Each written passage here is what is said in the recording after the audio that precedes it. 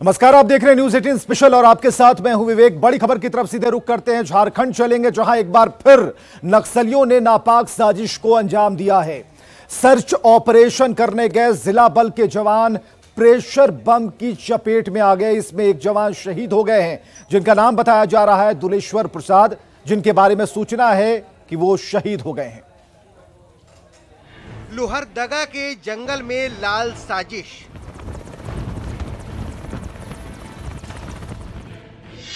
Blast में एक जवान शहीद।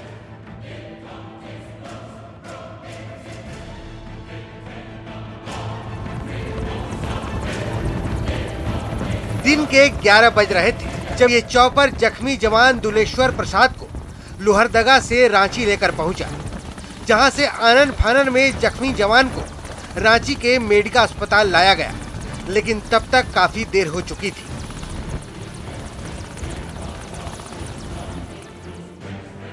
सुबह के 9:30 जब नक्सलियों ने लोहरदगा के दुंदरू जंगल के पास प्रेशर ब्लास्ट कर दिया, जिसमें जिला बल के जवान दुलेश्वर प्रसाद बुरी तरह से जख्मी हो गए थे। प्रेशर बम का ब्लास्ट हुआ है। उस ब्लास्ट में एक पैर उड़ गया, दूसरे पैर में भी जख्म लगा और तुरंत उनको रेस्क्यू किया गया, यहाँ लाया गया, लेकिन उसकी परिस्थिति काफ़ी ख़राब थी, उनका देहांत हो गया। दरअसल पुलिस की टीम 10 लाख रुपए के इनामी नक्सली की तलाश में लोहरदगा के दुंदरू जंगल गई थी। रविंद्र गंझू की गिरफ्तारी के लिए लोहरदगा के दुंदरू जंगल में सर्च अभियान चलाया जा रहा था। सर्च ऑपरेशन के दौरान ब्लास्ट हो गया और प्रेशर बम की चपेट में आने से दुलेश्वर प्रसाद शहीद हो गए। नक्सलियों की कमर कैसे तोड़ी जाए, अब पुलिस इसका प्लान कर रही है। ये एक चुनौती है और उसका माकूल जवाब दिया जाएगा। पुलिस के लगातार ऑपरेशन से नक्सलियों की कमर कमजोर जरूर हुई है, लेकिन पुलिस को और पुख्ता प्लान तैयार करना होगा। न्यूज 18 के लिए रांची से ओम प्रकाश की रिपोर्ट। चलिए, झारखंड अलग राज्य बनने के बाद से अब तक 400 से ज्यादा जवान शहादत दे चुके हैं। और अगर हाल के दिनों में यह दावा किया जाता रहा है कि नक्सली पहले की तुलना में कमजोर पड़े हैं, लेकिन जो हाल की घटनाएं हैं उनको आप अगर नजर फरमाएं, अगर आप देखें तो नक्सली लगातार अपनी उपस्थिति दर्ज और पुलिस को मात देने की कोशिशों में भी जुटे हैं। एक नजर डालते हैं कि कब कब बड़ी नक्सली वारदात हुई है। तो सबसे पहले अगर हम बात करें बड़ी नक्सली वारदात की, तो रांची में 5 दिसंबर 2008 को बड़ी नक्सली घटना घटी थी। 2009 जब इंस्पेक्टर फ्रांसिस इंदवार की हत्या कर दी गई। इसके बाद 2 जुलाई 2013 को एसपी अमरजीत बलिहार की हत्या की गई। 5 अंगरक्षकों को भी नक्सलियों ने मार गिराया था। इसके अलावा कई ऐसी घटनाएं घटी हैं जिस पर लगातार चर्चाएं होती रही। 30 जून 2008 को भी घटना थी जिसमें नक्सली भारी पड़े। रांची में 5 दिसंबर 2008 को भी ऐसी ही घटना घटी। तो ये बातें हवाई साबित हुई। जा रहा है कि नक्सलियों पर हम भारी हैं, तो भारी कैसे हैं जब आपका सूचना तंत्र समय पर काम नहीं देता है। चलिए अगली बड़ी खबर की तरफ रुख करते ही आपके लिए भी जानना बेहद जरूरी है कि पटना विश्व के सबसे बड़े वाईफाई जोन वाला शहर है, और सबसे बड़े वाईफाई जोन वाले शहर में वाईफाई की स्थिति क्या है, यह जानने की कोशिश की है हमारी टीम ने। और आप भी जानिए, आप भी देखिए सबसे बड़े वाईफाई जोन की हकीकत। नीतीश कुमार ने छठी बार मुख्यमंत्री बनने के बाद पटना को बड़ी सौगात दी। 2015 में पटना को दुनिया का सबसे बड़ा वाईफाई जोन बना दिया। चीन को पछाड़ते हुए पटना दुनिया का सबसे बड़ा वाईफाई जोन बना, जहां पे पटना के एनआईटी से लेकर दानापुर तक फ्री कोई भी व्यक्ति वाईफाई का इस्तेमाल कर सकता है। आज 5 सालों के बाद ये फ्री वाईफाई जोन की क्या स्थिति है और लोगों को कितनी सुविधाएं मिल रही है, आइए जरा इसकी जमीनी हकीकत देखते हैं। दुनिया के सबसे बड़े वाईफाई जोन की हकीकत जानने के लिए न्यूज 18 की पटना जंक्शन पहुंची। यहाँ पे हम आपको दिखाते हैं कि यहाँ पे वाईफाई काम कर रहा है या नहीं। ये देखिए वाईफाई के अगर जोन में हम अगर जाते हैं तो ये वाईफाई के जोन में है, और वाईफाई के जोन में जाने के बाद अब तमाम ये लिस्ट अगर आप में बिहार सरकार का या कोई भी वाईफाई जो है आपको फ्री नहीं इंडिकेट करेगा। यहाँ पे कोशिश इस बात की गई थी कि यहाँ पे वाईफाई शो करेगा, उसके बाद एक ओटीपी आएगा और ओटीपी डालने के बाद आप फ्री वाईफाई इस्तेमाल कर सकते हैं, लेकिन बिहार कोई भी वाईफाई यहाँ पे शो नहीं कर रहा है। पढ़ने वाले छात्र या आने जाने वाले यात्री अपनी जरूरत की जानकारी इनमें हासिल कर सकें, इसके लिए सरकार ने पटना को सबसे बड़ा वाईफाई जोन बनाया। लेकिन 5 साल बाद यह सुविधा पटना स्टेशन पर तो कम से कम लोगों को नहीं मिल पा रही। सवाल है कि क्या पटना का दिल यानी मुख्यमंत्री आवास के नजदीक फ्री वाईफाई काम कर रहा है? आइए आपको बता दें कि ये मुख्यमंत्री आवास है और यहाँ पे हम जानेंगे कि जो वाईफाई है वो कितना काम करता है और इसकी क्या स्थिति है।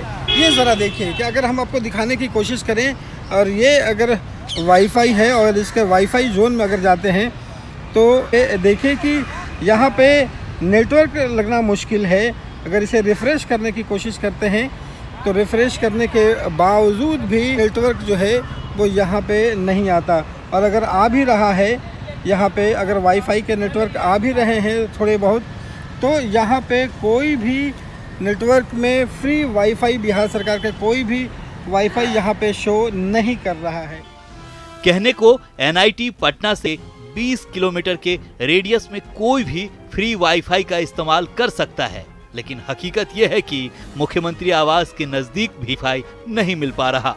करोड़ों रुपए इस पे खर्च किए गए और बताया गया कि लोगों को सहूलियत देने के लिए वाईफाई जोन बनाया गया, लेकिन सारी कागजों में सिमट के रह गई है। पटना से रवि एस नारायण की रिपोर्ट। चलिए, रवि अपने मोबाइल से दिखा रहे थे दुनिया के और सबसे बड़े वाईफाई जोन की हकीकत। जिधर भी और इधर भी जहां जहां मोबाइल लेकर गए वहां पर कहीं कोई कनेक्शन बनता हुआ नहीं दिखा।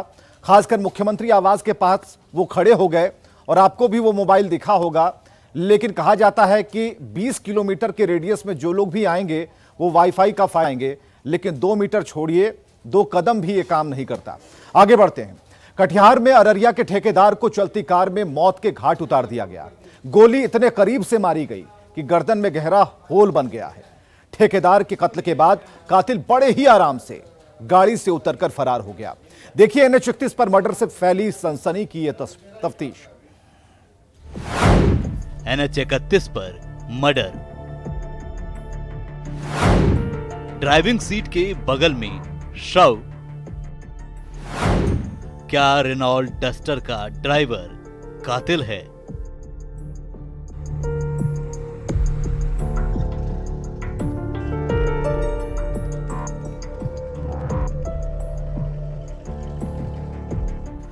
रेनॉल्ट डस्टर कार के ड्राइविंग सीट के बगल में शव मिलना सनसनी है।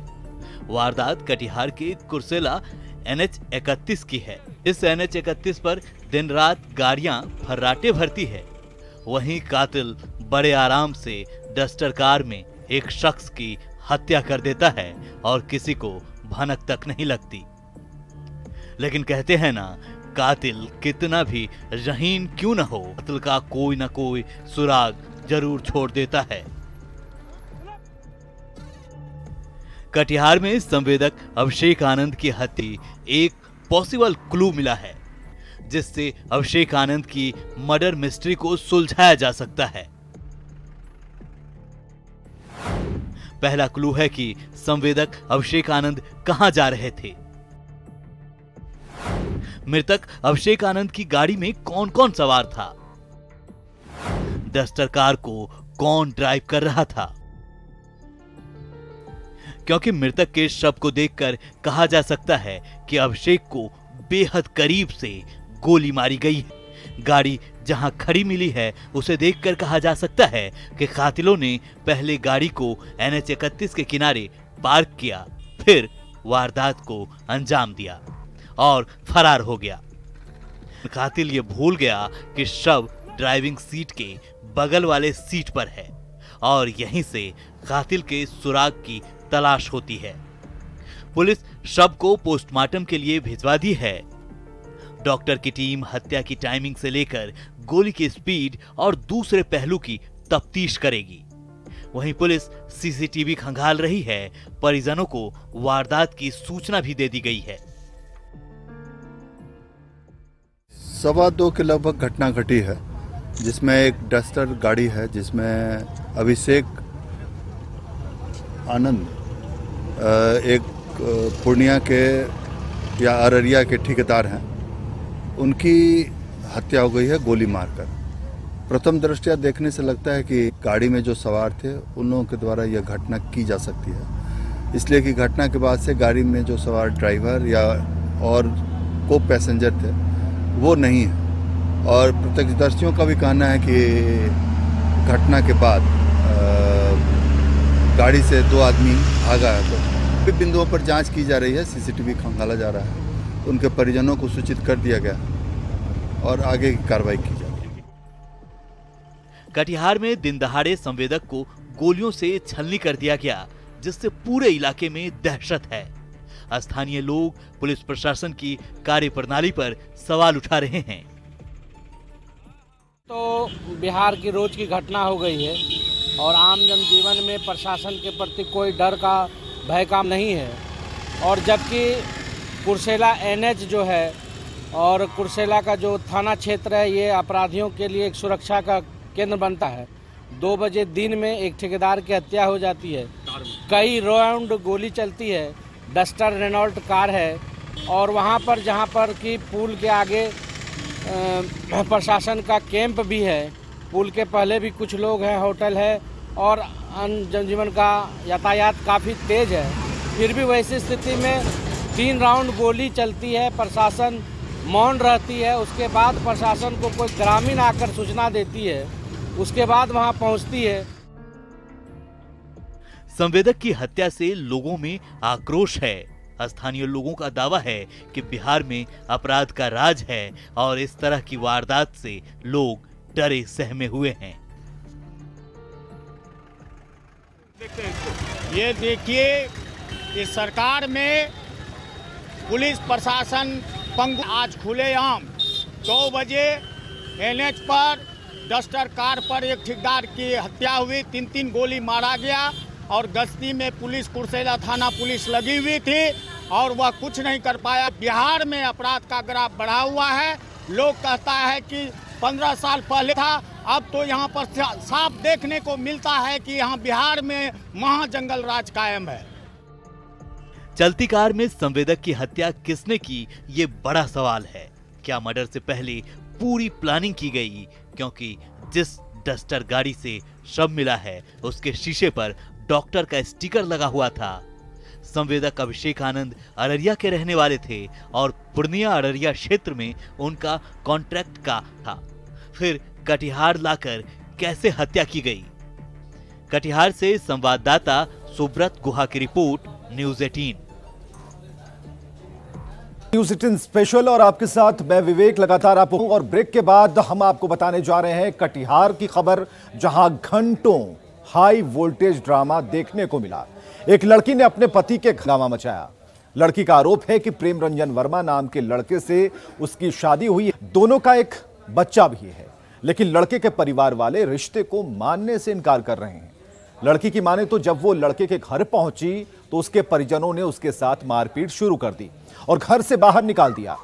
उसकी बात अनसुनी कर रही है और ये तस्वीरें सामने आई हैं कटिहार से, जो तस्वीर हम आपको दिखा रहे हैं। लड़की अपने पति के घर पहुंची, ये कह रही है उनका एक बच्चा भी है, लेकिन किस तरीके से उसे घर से बाहर घसीट कर निकाला जा रहा, उसके परिजनों ने जो इस लड़की के साथ बर्ताव किया, उसकी ये तस्वीर हम आपको दिखा रहे हैं।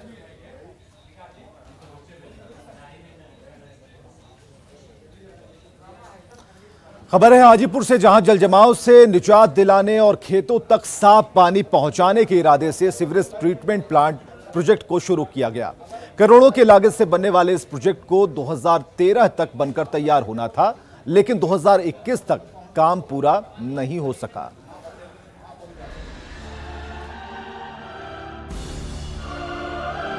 हाजीपुर शहर में लगने वाले जल जमाव से निजात दिए और इंडस्ट्रियल एरिया से निकलने वाले जहरीले पानी को साफ कर खेतों तक पहुंचाने के लिए बिहार सरकार ने एक ड्रीम प्रोजेक्ट की शुरुआत की। आज से 1.5 दशक पहले शुरू किए गए इस ड्रीम प्रोजेक्ट की आज क्या हकीकत है, हम आपको दिखाते हैं।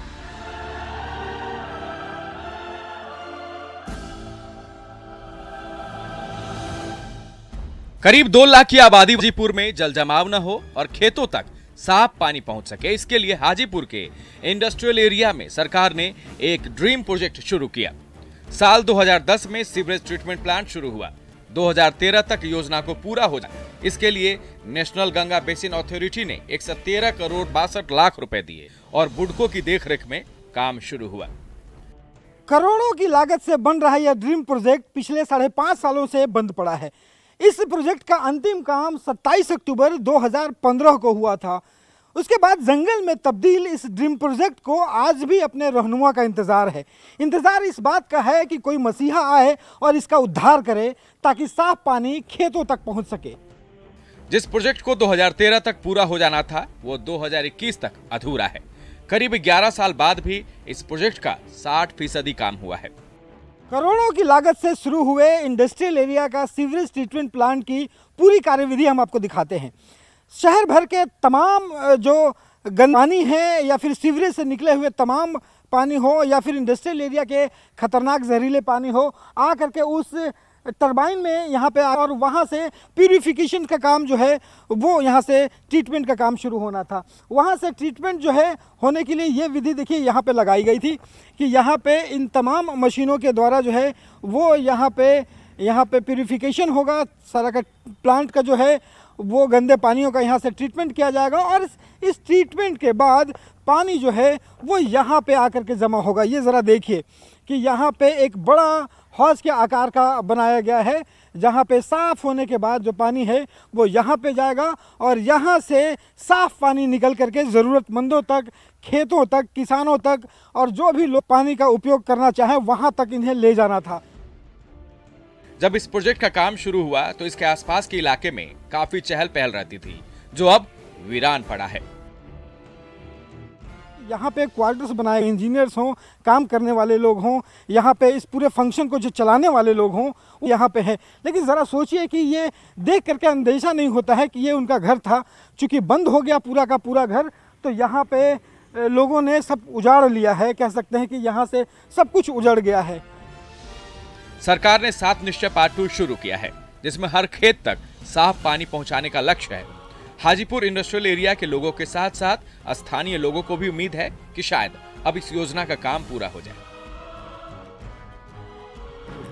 बरसात के दिनों में सर कुछ इंडस्ट्रियां तो बंद हो जाती हैं, ऑलमोस्ट पानी घुस जाता है उसमें, वो लोग प्रोडक्शन तक नहीं कर पाते हैं और सरकार उसका कोई मुआवजा भी नहीं देती है। हम लोग अभी भी इंतज़ार कर रहे हैं, पब्लिक यहाँ की इंतज़ार कर रही है कि कब ये चालू हो जाए और इससे बहुत सारा बेनिफिट था। किसान को बेनिफिट था, यहाँ के कॉलोनी वालों को बेनिफिट था।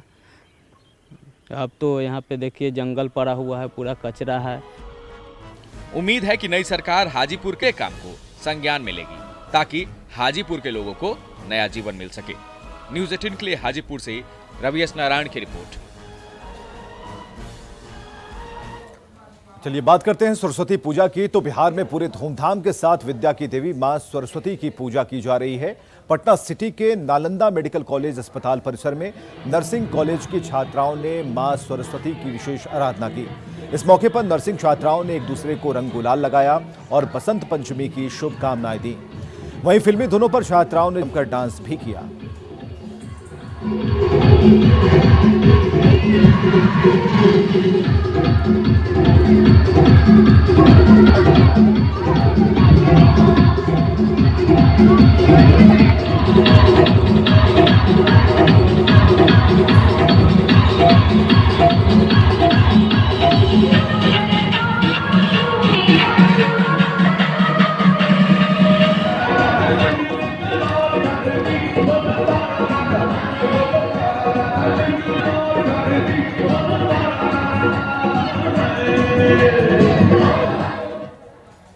और खबरें लगातार जारी हैं, बने रहिए हमारे साथ।